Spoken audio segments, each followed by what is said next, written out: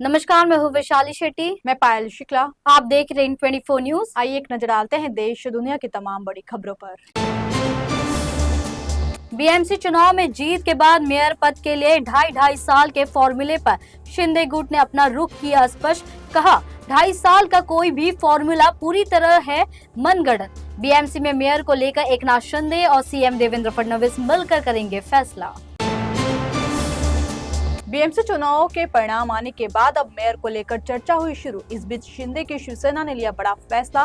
Security plan के तहत 5 सितारा hotel में रखे जाएंगे जीते हुए पार्षद। महाराष्ट्र में महायुति की जीत को लेकर एकनाथ शिंदे गुट के नेता संजय निरुपम ने दी प्रतिक्रिया। कहा, महायुति की ये बड़ी सफलता सरकार के काम पर जनता की है मुहर और लोग सरकार की नीतियों से है संतुष्ट।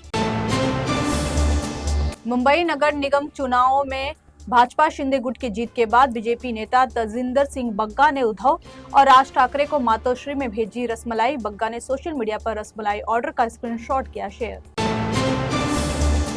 महाराष्ट्र की राजनीति के धुरंधर बने सीएम देवेंद्र फडणवीस ऐतिहासिक जीत के बाद सीएम फडणवीस के लगाए गए बड़े बड़े बैनर और पोस्टर मालाड, कांदिवली समेत शहर के व्यस्त चौराहों और इलाकों में नजर आए पोस्टर। संभाजीनगर में दूसरी सबसे बड़ी पार्टी बनकर उभरी एआईएमआईएम। जश्न के दौरान नेता इम्तियाज जलील ने की विवादित नारेबाजी। मंच से बाप तो बाप होता है के लगाए नारे। कहा, सबको गाड़ कर लहराया है मरकज का झंडा। बीएमसी चुनाव में हार के बाद शिवसेना यूबीटी की तरफ से पहली प्रतिक्रिया आई सामने। कहा, मराठी समुदाय को जब तक उसका वे सम्मान वापस नहीं मिल जाता जिसका वो है हकदार, तब तक ये लड़ाई रहेगी जारी। नगर निगम चुनाव में करारी हार के बाद राज ठाकरे ने पहला बयान किया जारी। उन्होंने मनसे के कमजोर प्रदर्शन को स्वीकार करते हुए कार्यकर्ताओं का बढ़ाया हौसला और कहा, पार्टी मराठी मानुष, भाषा और अस्मिता की लड़ाई रखेगी जारी।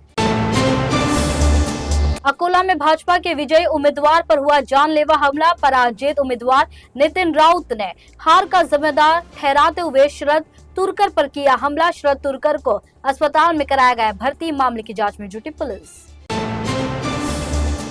महाराष्ट्र नगर निगम चुनाव में राज ठाकरे की मनसे का प्रदर्शन रहा बेहद खराब। 10 से ज्यादा निगमों में पार्टी का खाता भी नहीं खुला।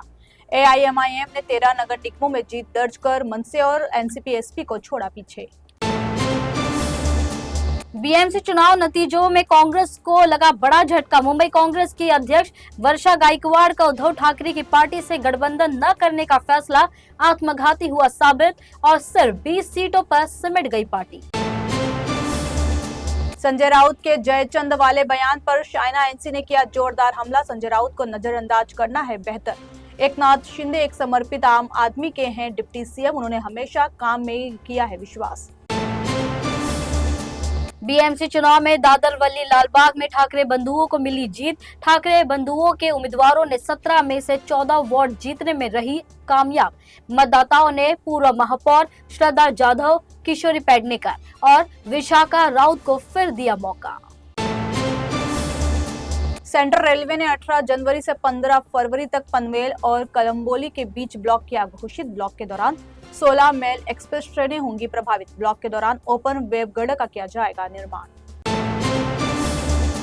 बीएमसी चुनाव में उत्तर भारतीय महिलाओं ने किया शानदार प्रदर्शन। 9 उत्तर भारतीय महिलाओं को नगर सेविका बनने का मिला मौका। उत्तर भारतीय पुरुष उम्मीदवारों को निराशा का करना पड़ा सामना। देश की पहली वंदे भारत स्लीपर ट्रेन हुई लॉन्च। पीएम मोदी ने पश्चिम बंगाल के मालदा टाउन स्टेशन से ट्रेन को दिखाई हरी झंडी। हावड़ा से गुवाहाटी के बीच चलेगी ट्रेन। यात्रा को तेज, आरामदायक और सुरक्षित बनाएगी ट्रेन। कांग्रेस विधायक फूल सिंह बरैया ने रेप जैसे अपराध को जाति और धार्मिक मान्यताओं से जोड़ा। अनुसूचित जाति, अनुसूचित जनजाति और ओबीसी समुदायों का जिक्र करते हुए कहा, इन वर्गों की महिलाओं को बनाया जाता है ज्यादा निशाना। कांग्रेस विधायक फूल सिंह बरैया के बयान पर केंद्रीय मंत्री शिवराज सिंह चौहान ने किया पलटवार। कहा, मेरे लिए देवी जैसी हैं बेटियां। हम बेटियों को जाति और समाज के आधार पर बंटते हुए नहीं देख सकते। लोकसभा में नेता प्रतिपक्ष राहुल गांधी ने इंदौर में दूषित पानी के कारण बीमार हुए लोगों और जान गंवाने वालों के परिजनों से की मुलाकात।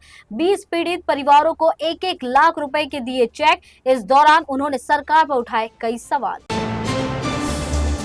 बिहार के मोतिहारी में विश्व के सबसे बड़ी शिवलिंग की हुई स्थापना। विराट रामायण मंदिर परिसर में विधि विधान के साथ शिवलिंग हुई स्थापित। मंदिर निर्माण के लिए मुस्लिम समुदायों ने जमीन की है दान। तमिलनाडु में मंदिर में फहराया दरगाह का झंडा। मंदिर और दरगाह प्रशासन के बीच गहराया विवाद। मद्रास हाई कोर्ट ने पूछा सवाल, कैसे लगा दिया गया झंडा। कोर्ट ने अधिकारियों को उचित कदम उठाने का दिया निर्देश। गणतंत्र दिवस से पहले खुफिया एजेंसियों ने दिल्ली समेत कई शहरों में हाई अलर्ट किया घोषित।